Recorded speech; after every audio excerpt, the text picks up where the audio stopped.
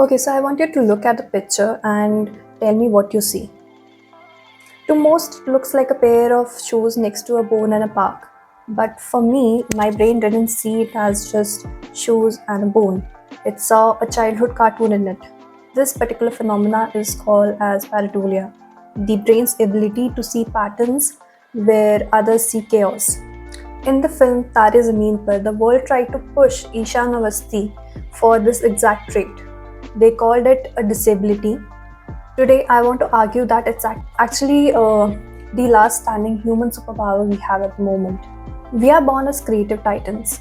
A famous NASA longitudinal study conducted by Dr. George Land tested 1,600 children on their ability to find innovative solutions to problems. So, at the age of 5, they discovered that 98% of children scored at the creative genius level.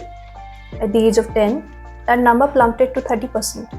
By age of 15, it was just 12%, and as adults, it's just 2. The study concluded that non-creative behavior is learned. We aren't losing our imagination, we are being schooled out of it. We are taught that 1 plus 1 only equals to as 2, while Ishan knew it could be just 2 poles holding up a tent. So why does this matter for your career in 2026? According to the World Economic Forum, creative thinking is now number one skill on the rise.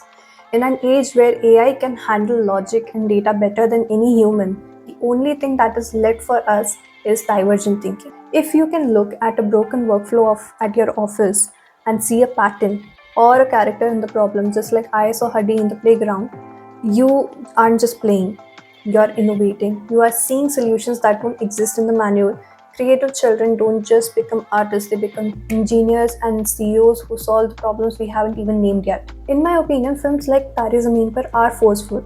They don't just ask us to be nice to kids.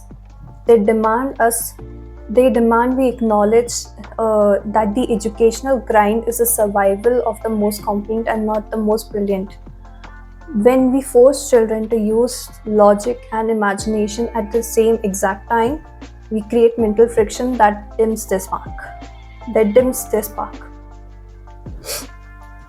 So here's your homework.